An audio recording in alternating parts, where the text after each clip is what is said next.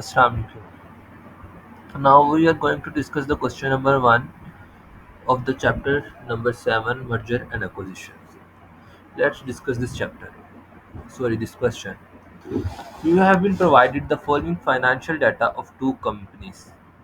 हमें data provide किया गया दो कंपनीज का. Okay, one is company T, other one is company ए.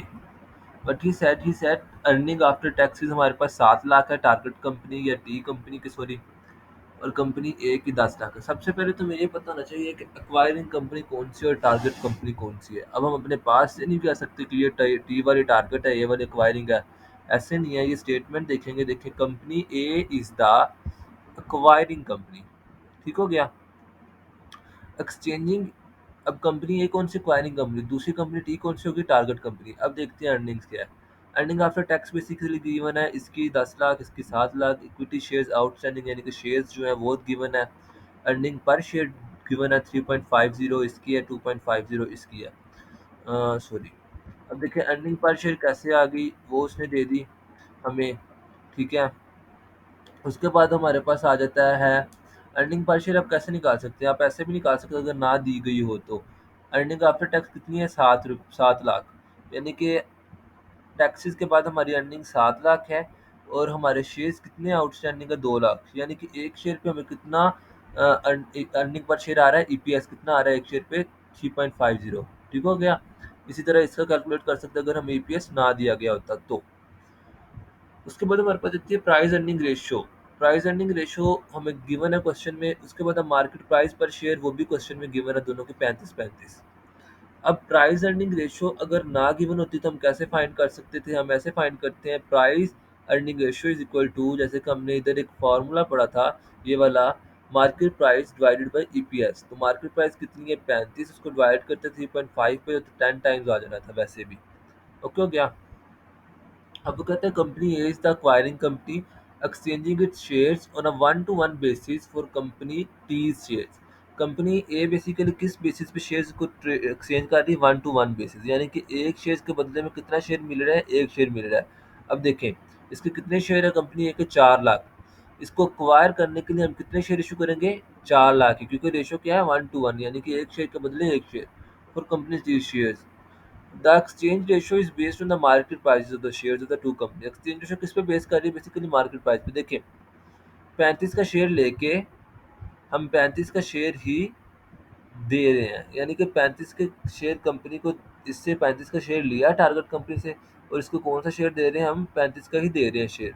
ठीक हो गया. तो ये था वो काम. अब उसने रिक्वायर क्या किया, सबसे पहले उसने पूछा what will the EPS subsequent to merger. यानी कि EPS subsequent to merger, EPS after merger, EPS for merger. इसका मतलब है ईपीएस पोस्ट मर्जर, यानी कि ईपीएस एम. इसका फॉर्मूला हमने डिस्कस भी किया था प्रीवियसली वीडियो में. अब हम इसको भी देख लेते हैं. तो इसको फाइंड करेंगे. उसके बाद उसने कहा what is the change in the EPS for the share holder of the company A and T. Company A and T में के ईपीएस में चेंज कितना आया है. पहले ईपीएस कितना है इसका, 3.5. पहले ईपीएस इसका 2.5 है. देख लेते भाई कितना चेंज आया, वो भी देख लेंगे. उसके बाद हमें ये कहता है basically determine the market value of the post merger firm. Market value हमने फाइंड करनी है पोस्ट मर्जर फर्म की. ठीक है. तो वो भी हम फाइंड करेंगे.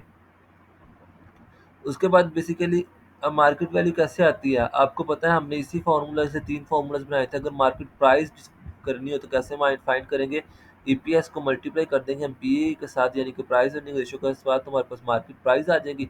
और मैंने आपको प्रीवियसली वीडियो में बताया कि value in the whole overall value. अगर हम मार्केट प्राइस की बात करें तो मार्केट प्राइस मतलब एक की वैल्यू, और मार्केट वैल्यू मतलब होल की वैल्यू. तो जितनी एक की वैल्यू होगी उसको मल्टीप्लाई कर देंगे टोटल शेयर्स के साथ, तो हमारे पास होल की मार्केट वैल्यू आ जाएगी. उसके बाद वो कहते हैं certain the profit accruing to the share holder of the both the firms. Share holder जो बोथ द फर्म्स है ना, उनको क्या प्रॉफिट अकर होगा, क्या प्रॉफिट मिलेगा. Let's discuss the solution. अब सबसे पहले हमने क्या फाइंड करना, हमने सबसे पहले फाइंड करना basically EPS M. EPS M कैसे फाइंड करेंगे, हमने फार्मूला ये डिस्कस किया हुआ है, earning after taxes plus earning after taxes of merger, sorry target company, divided by N A plus N T. अब ये 10 लाख अर्निंग आफ्टर टैक्सेस है, गिवन है. 10 lakh earning after taxes acquiring company के 10 लाख, और earning after taxes target company की कितनी है, 7 लाख. तो वही हमने यहाँ पे लिख दी, 10 लाख और 7 लाख डिवाइड किया number of shares of acquiring company 4 lakh है, उसने गिवन है ये देखें। और हमने क्या कहा है बेसिकली 4 लाख, और हमने ये कहा है कि हमने एक शेयर के बदले एक शेयर इशू करना है। अब इसको 2 लाख शेयर हम ले रहे हैं, तो 2 लाख के बदले 1 लाख एक शेयर के बदले 1 लाख शेयर इशू करना है, यानी कि 1 to 1 रेशियो जो हमने यहाँ डिस्कस किया है। तो इसका मतलब है 2 लाख शेयर ले रहे हैं, तो इसके बदले में कितने शेयर इशू करेंगे? 2 लाख, क्योंकि रेशियो क्या है? 1 to 1 है, एक के बदले एक शेयर। तो ये 2 लाख का 2 लाख आ गया, और ये हमारे पास क्या आ गया? ईपीएस पोस्ट मर्जर आ गई, ये वाला आंसर उसका आ गया। अब दूसरी रिक्वायरमेंट में हमें ये कहता है बेसिकली कि उसने ये कहा है हमने फाइंड करें the change in EPS, EPS में क्या चेंज आया बेसिकली। उससे हमें क्या कहा? चेंज इन ईपीएस फाइंड करें।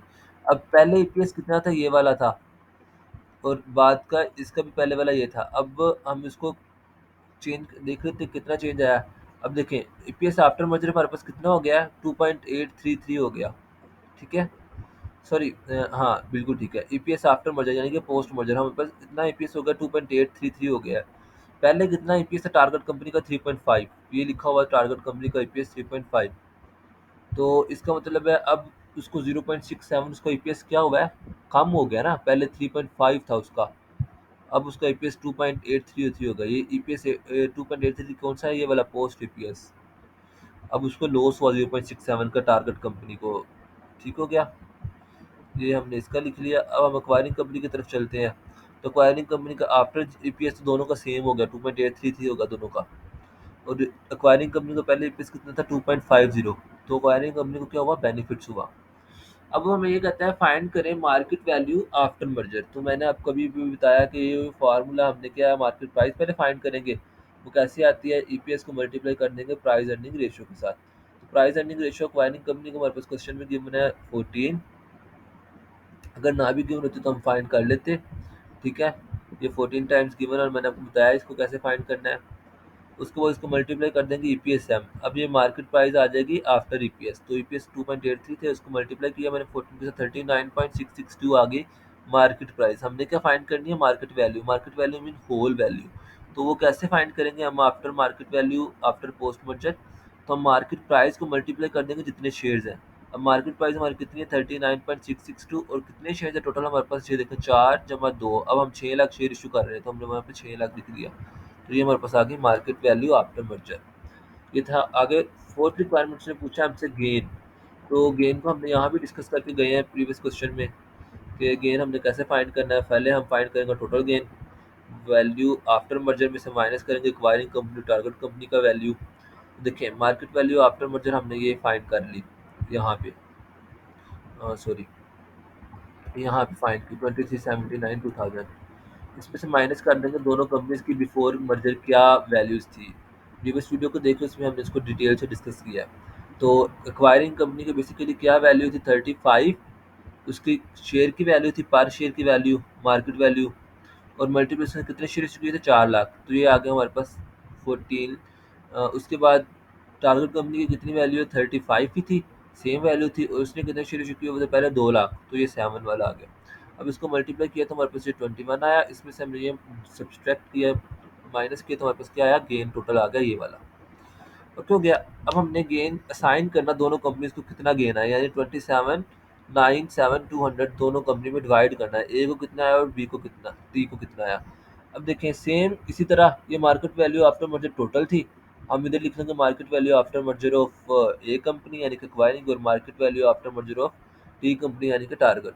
अब देखें मार्केट वैल्यू आफ्टर मर्जर 39.662 हमारे शेयर की वैल्यू है मर्ज होने के बाद। हमने फाइंड करी यहाँ पे, यहाँ पे सॉरी 39.62 हमारे मार्केट प्राइस होगी हमारे शेयर की। अब उसको अगर हम मल्टीप्लाई कर दें, कितने शेयर मर्जिंग होने के बाद इशू कर रही है? 4 लाख शेयर वो मर्ज होने के बाद इशू कर रही है। 1586 84 1586 4800 आया। इसमें से माइनस कर दें उसके बिफोर क्या थी? बिफोर एक शेयर को कितने का इशू कर रही थी? 35, और 4 लाख शेयर वो इशू कर रही थी। 186 ये आया, सॉरी 14 समथिंग। ये वाली वैल्यू बिफोर मर्जर वाली आ गई इंडिविजुअल फर्म की। इसमें से माइनस किया तो इसको ये गेन हुआ है एक्वायरिंग कंपनी को। अब टारगेट कंपनी बेसिकली मर्ज होने के बाद कितने शेयर इशू कर रही है? 2 लाख। और एक शेयर वो कितने का इशू करेंगे? 39.662, जैसे कि यहाँ पे लिखा हुआ है। तो ये वाली वैल्यू आई 7932 4000। इसमें से माइनस कर देंगे बिफोर मर्जर वो एक शेयर कितने को इशू कर रही थी 35 का, और 2 लाख शेयर वो इशू कर रही थी। तो कितनी वैल्यू आती है ये 7, उसके 70 लाख, उसके बाद इसमें से ये माइनस करेंगे 93, 24, 200। अब ये जो गेन था ना ये डिवाइड हो गया, इसको इतना गेन हुआ और इसको जो है ना इतना गेन हुआ, तो इसका सम ऑफ इक्वल होगा, ठीक है। और ये शेयर्स जो हैं वो 6 लाख शेयर्स वो भी डिवाइड हो गए, 4 लाख इसके पास है और 2 लाख इसके पास है, ठीक है। तो ये था हमारा फर्स्ट वाला क्वेश्चन।